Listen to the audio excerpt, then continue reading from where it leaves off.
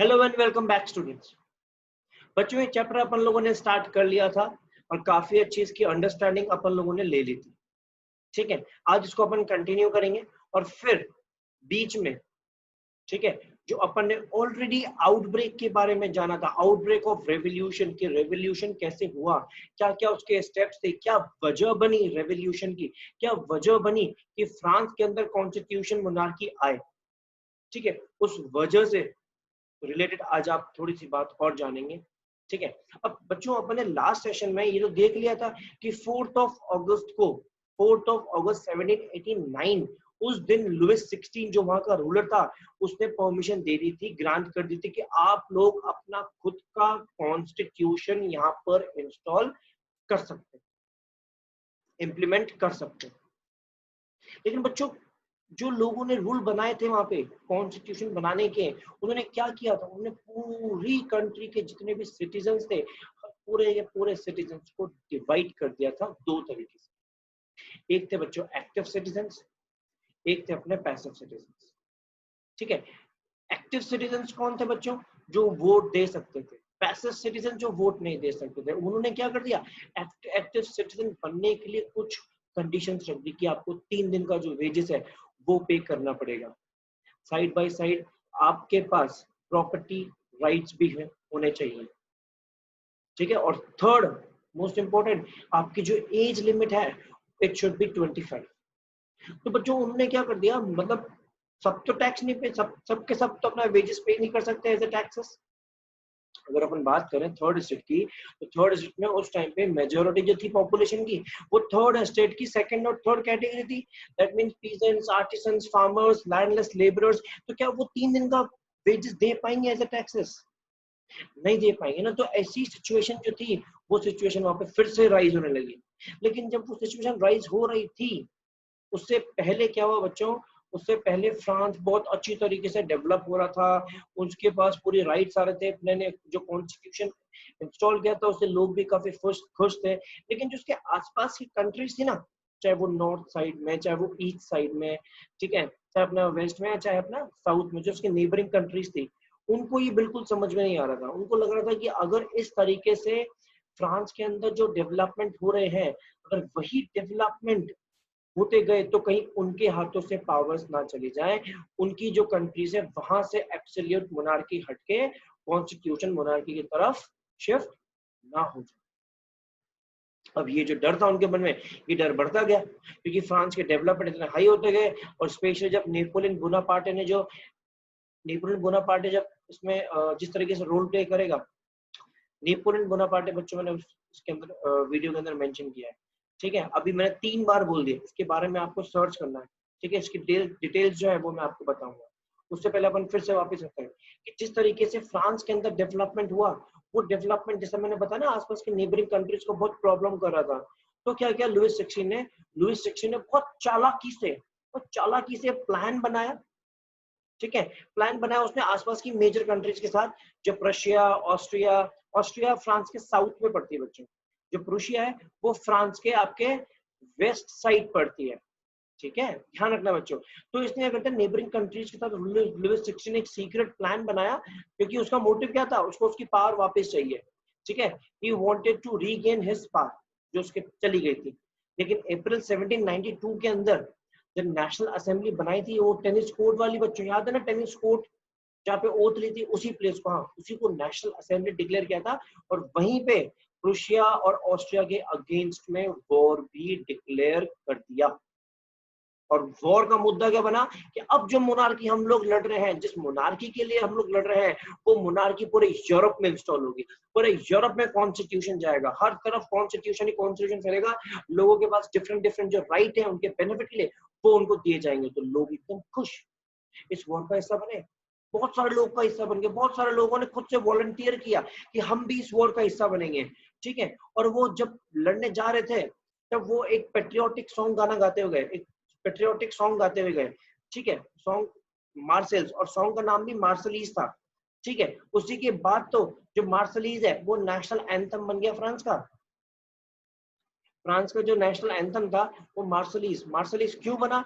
क्योंकि जब वॉर छेड़ी गई फर्स्ट टाइम, नेशनल असेंबली बनाने के बाद जब फर्स्ट टाइम वॉर छेड़ी गई थी, तब उस टाइम पे मार्सेल्स, ठीक है, मार्सेल से लोग गाना गाते हुए गए थे, पेट्रियोटिक सॉन्ग, उस गाने का नाम था मार्सलीज, और उसको जब फर्स्ट वॉर में गाया, इसीलिए उसको फ्रांस का नेशनल एंथम भी डिक्लेयर कर दिया गया।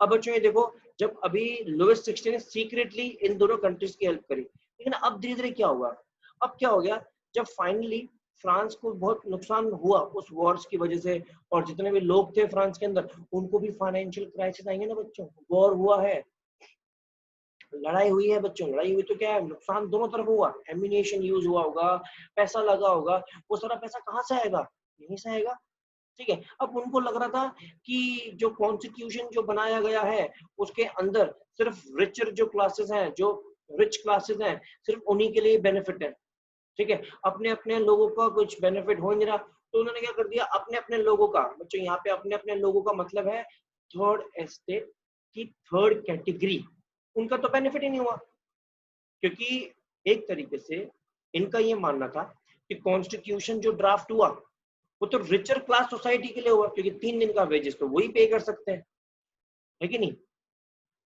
पीजेंट तो दे नहीं पाएगा, तो उनको इस बात से बहुत गुस्सा आ गया, जैसा कि मैंने बताया भी आप लोगों को, तो उन्होंने क्या कर दिया, उन्होंने खुद से मिलके अपनी खुद की गवर्नमेंट बना ली, और गवर्नमेंट बनाने के बाद उन्होंने खुद का एक क्लब बना लिया, उस क्लब का नाम क्या रखा बच्चों, जैकोबिन क्लब, ठीक है, और बहुत सबसे ज्यादा फेमस क्लब और सक्सेसफुल यही था, ये सेंट जेकब जो पेरिस में उसके नाम के ऊपर रखा गया था, ठीक है, और जैकोबिन क्लब का जो हेडर, जो लीड था, जो हेड था, उसका नाम था मैक्सिमिलियन रॉबस्पियर, ठीक है। जैकोबिन क्लब के बारे में छोटी सी इन्फॉर्मेशन दे रखी है, आप देख सकते हैं कि उसके अंदर women, small peasants, labour, artisan, शू मेकर, पेस्ट्री कुक्स, बेसिकली जो अपने थर्ड एस्टेट के सेकंड और थर्ड कैटेगरी थी, वो सारे लोग इसके अंदर थे, ठीक है, और उनका जो वो था ड्रेसिंग स्टाइल जो था, उन्होंने क्या कर दिया, बहुत बड़े बड़े स्ट्राइप ट्राउजर्स पहनना शुरू कर दिए, ताकि वो दूसरों से डिफरेंट दिख सके, और उन्होंने अपने नी ब्रीचेस भी लगा ली थी, घुटने पे एक अलग तरह का चीज आती है बच्चों, वो पहन ली थी उस टाइम पे, जो उस टाइम पे वो बहुत फैशनेबल थी, ठीक है, और साथ साथ में उन्होंने एक और चीज सोची कि उन्होंने एक रेड कैप और पहनी, और रेड कैप का मोटिव क्या था, रेड कैप उनको दिखाता था एक तरीके से सिंबल ऑफ लिबर्टी, कि हम लोग ये क्लब बनाया है हमने, क्यों बनाया है, लिबर्टी के लिए, आजादी के लिए, फ्रीडम के लिए, ठीक है, और फिर धीरे धीरे धीरे धीरे धीरे कर उनको साइन कलर्स के नाम से बोलना स्टार्ट कर दिया, जिसका मतलब होता है कि साइन कलर्स वो होते हैं जिनके पास नी ब्रीचेस नहीं है, ठीक है, वो बात अलग है, विमेन को तो यहाँ पर भी परमिशन नहीं मिले बच्चों, 5 में के जब उसमें एस्टेट जनरल की मीटिंग कॉल करी, तब भी विमेन का रोल नहीं था, यहाँ पर भी विमेन का रोल नहीं है, लेकिन बट स्टिल उसके मेंबर जरूर थे वो, लेकिन उनको ऐसे कपड़े ड्रेसिंग नहीं थे, ठीक है। अब बच्चों देखो 1792 के समर में जब जेकोबिन जब क्लब था जो बहुत सक्सेसफुल चल रहा था, ठीक है, उसने अच्छे खासे लोग अपने अंडर में इकट्ठा कर लेते, और फाइनली उसका ये मोटिव था कि जो कॉन्स्टिट्यूशन के अंदर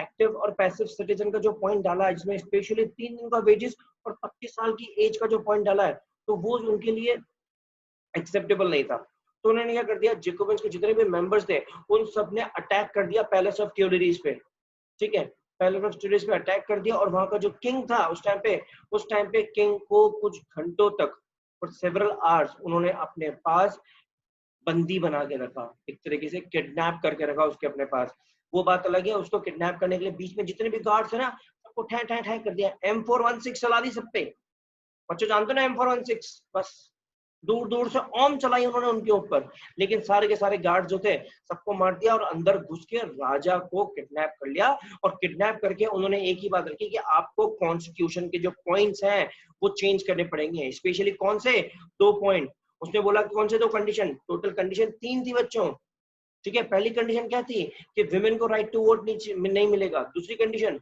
25 साल मिनिमम, तीसरी कंडीशन 3 दिन का वेजेस, इसमें बोला कि कौन सी कंडीशंस आपके लिए चेंज करनी है, उसने बोला कि विमेन को राइट टू वोट नहीं मिले हमें चलेगा, लेकिन 25 साल की जो एज है उसको हमको चेंज करना पड़ेगा, उसमें हमको 25 की जगह 21 चाहिए, ठीक है, और दूसरा जो 3 दिन का वेजेस है वो तो हमें पूरा का पूरा कैंसिल करना है, रिगार्डलेस ऑफ वेल्थ, मतलब हमें पैसा देखना ही नहीं है किसके पास कितना है, तभी वो राइट टू वोट उसको मिलेगा, ऐसा नहीं होना चाहिए बिल्कुल, ठीक है, जब तक उसको बंदी बना के रखा, जब तक वो राजा इस बात को एग्री नहीं किया। लेकिन फाइनली 21 सितंबर 1792 के अंदर मोनार्की एक तरीके से पूरी तरीके से एबॉलिश हो गई, मतलब फुल्ली एबॉलिश हो चुकी है।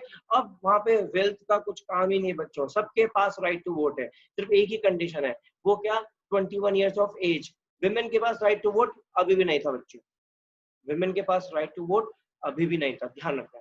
सिर्फ मेन के पास था, लेकिन उसके अंदर वेल्थ का जो पॉइंट था 3 दिन की वेजेस, वो हटा दिया गया। तो एक तरीके से सारे मेन जो थे सबके पास इक्वालिटी आ गई थी और विमेन्स को राइट टू वोट नहीं मिला था। तो उस दिन 21 सितंबर को ही फ्रांस ने फाइनली डिक्लेयर किया कि हाँ, अब जो फ्रांस है वो रिपब्लिक कंट्री है। उसके पहले जो फ्रांस का कॉन्स्टिट्यूशन बनाया था वो कंडीशन बेस्ड था, ठीक है, जिसकी कंडीशंस चेंज करी गई। और जब धीरे धीरे पता पड़ा कि जो वॉर हुआ था, ऑस्ट्रिया और प्रेशिया में, किंग को जब इनको पता पड़ा, जिन्होंने किंग को अपने पास एबडक्ट रखा हुआ था, किडनैप रखा हुआ था, जब उनको पता पड़ा कि भैया ये सारी चालाकी तो हमारे लुईस 16 की है ना, अब तो रिपब्लिक बन चुका है, अब राजा की जरूरत तो है नहीं, अब काहे का राजा, अब तो भैया राज उसका जिसको हम इलेक्ट करेंगे, तो फ्री करो, उसको फ्री करो। कुछ नहीं किया। फाइनली जब इनको पता करा कि भैया लुईस 16 ने ही सीक्रेटली हेल्प करी है ऑस्ट्रिया प्रूसिया की, ताकि वो अपनी पावर को रीगेन कर सके, जैसा कि मैंने पहले बताया, तो इसलिए लुईस 16 और साथ में उसकी वाइफ जो क्वीन थी उस टाइम पे, मैरी एंटोनेट, ठीक है, उन दोनों को मार दिया गया, सेंटेंस टू डेथ, और उनको पब्लिकली एग्जीक्यूट किया गया। और जहां पे एग्जीक्यूट किया तो उसका नाम था प्लेस दे ला कॉन्कॉर्ड। ध्यान रखना बच्चों, प्लेस का, उसकी जगह का नाम था प्लेस दे ला कॉन्कॉर्ड। ठीक बच्चों, फाइनली लुईस 16 का यहाँ पर होता है दी एंड।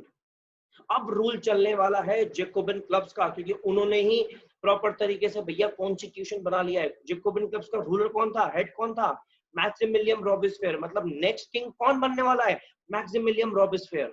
अब उसकी क्या आइडियोलॉजी होती है, वो किस तरीके से फ्रांस को रन करता है, वो बच्चों अपन देखेंगे अपने नेक्स्ट सेशन में, ठीक है। तब तक आप इसके नोट्स बना लें, ठीक है, घर पे रहें, सुरक्षित रहें, बाहर ना निकलें। ओके बच्चों, तब तक के लिए बाय बाय।